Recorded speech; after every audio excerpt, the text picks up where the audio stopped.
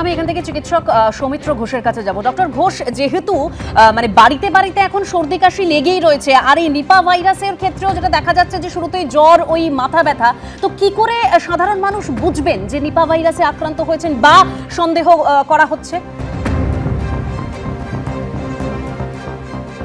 না, প্রথমত যেটা আমাদের ডক্টর অজয় সরকার প্রথমেই বললেন যে কোভিড যেরকম খুব দ্রুত ছড়িয়ে পড়ে, একজন মানুষ থেকে আরেকজন মানুষের ক্ষেত্রে খুব দ্রুত চলে যেত, সেটা ড্রপলেটের মাধ্যমে, মানে হাঁচি কাশি সর্দির মাধ্যমে একজন মানুষ থেকে আরেকজন মানুষে খুব দ্রুত ছড়িয়ে পড়তো।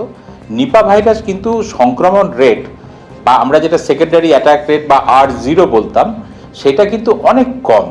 এখানে কিন্তু একজন মাঝখান থেকে, মানে অ্যানিম্যাল টু হিউম্যান যে ট্রান্সমিশন হয়, হিউম্যান টু হিউম্যান কিন্তু অনেক কম। মানে কোভিডের ক্ষেত্রে যে ড্রপলেটের ইনফেকশন একজন বাড়িতে হলে 5 জনের ক্ষেত্রে একত্রে হয়ে যেত, সেই ভয় কিন্তু এখানে অনেক কম, কারণ বডি ফ্লুইড ডাইরেক্টলি হ্যান্ডেল করছে যারা, সেই জন্য দেখবেন প্রত্যেক সময় স্বাস্থ্যকর্মীদের এটা বেশি হচ্ছে, হাসপাতাল বেসড হচ্ছে।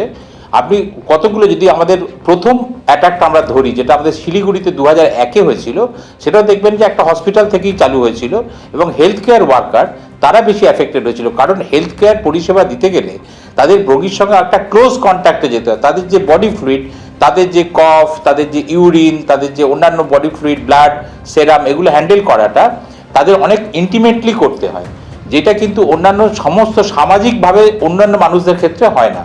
সেই জন্য অ্যানিম্যাল টু হিউম্যান ট্রান্সমিশন যেটা হতে পারে, সেটা কিন্তু কোভিডের মতো ভয়ানকভাবে হিউম্যান টু হিউম্যান হয় না, ড্রপলেটের মাধ্যমে হওয়ার চান্স অনেক কম।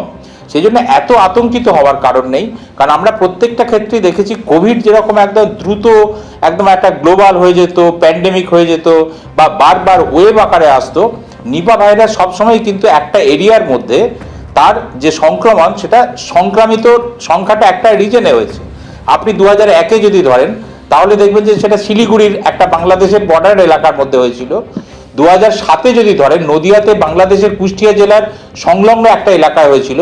এখনও যেটা হয়েছে প্রায় বারাসাত বা এইসব জায়গা থেকে, কল্যাণী, সেগুলোও কিন্তু দেখবেন একটা কোনো না কোনোভাবে একটা এরিয়া থেকে। সুতরাং আমাদের ঠিক সংক্রমণের অন্য দিকটাতে কি আছে সেটাও নজর রাখতে হবে, এবং আমাদের এইটা কিভাবে আসলো, কারণ আমরা জানি যে এটা প্রাইমারিলি কোনো একটা বাদুড় থেকে আসে, যেটাকে কলোকুয়ালি একটা ফ্লাইং ফক্স বাদুড় বলা হয়, বড় বাদুড়। তাদের থেকে ডাইরেক্টলি মানুষের সংক্রমণটা কিন্তু ফলের রস, দেন খেজুরের রস, তালের রস, যেখান থেকে কিন্তু একটা বাদুড়ের ড্রপিং বা তার ইউরিন খোলা কন্টেনারে যদি সংগ্রহ করা হয়, সেখান থেকে যেমন হতে পারে বাদুড়ের খাওয়া ফলের টুকরো অংশ, সেইটা যদি কেউ খায়, কোনো অ্যানিম্যাল, পার্টিকুলারলি শুয়োর একটা খুব ইম্পর্টেন্ট, আমরা বলি অ্যাম্পলিফাইং হোস্ট, সেইটা, এবং অন্যান্য যে ক্যাটেল মানে বাড়িতে যেগুলো গৃহপালিত পশু, তারাও কিন্তু এই ফলের থেকে এই সংক্রমণটা মানুষের মধ্যে দিতে পারে।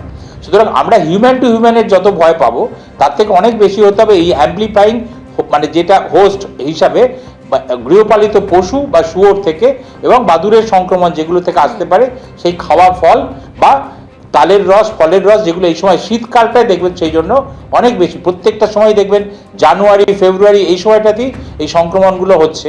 এবং আপনাদের পরপর 3টে, যেটা আমাদের ওয়েস্ট বেঙ্গলে আগে নির্ধারিত হয়েছে 2001, 2007 এবং 2026, সবগুলোই কিন্তু এই জানুয়ারি এই অংশটাতেই হচ্ছে। তো সুতরাং এটাতে এত ভয় পাওয়ার কোনো কারণ নেই। আমরা যদি ক্লোজ কন্ট্যাক্টের মধ্যে বডি ফ্লুইড কন্ট্যাক্ট একদম এড়িয়ে চলি, তাহলে কিন্তু আমরা এটা থেকে ভয় মুক্ত হয়ে থাকতে পারবো। একদম ডক্টর ঘোষ ঠিক যেরকম বলছেন যে ভয় পাওয়ার কিছু নেই, আতঙ্কিত হওয়ার কিছু নেই, আমাদের সতর্ক থাকতে হবে। এবিপি আনন্দ, এগিয়ে থাকে, এগিয়ে রাখে।